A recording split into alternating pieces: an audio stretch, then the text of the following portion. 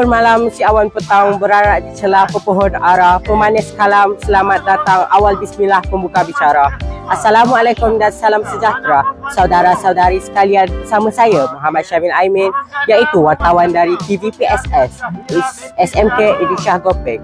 Sekarang saya berada di hadapan padang sekolah ini pada jam 10 pagi, iaitu pada hari Sabtu 17 September 2023. Apa pendapat anda, rumah sukan yang manakah yang akan bergelar Johan pada tahun ni?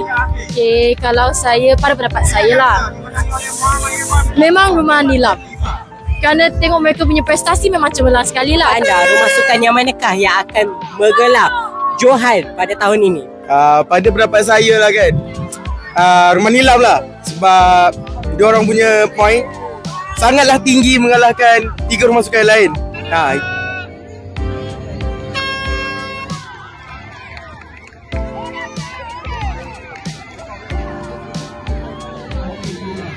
lalu ya?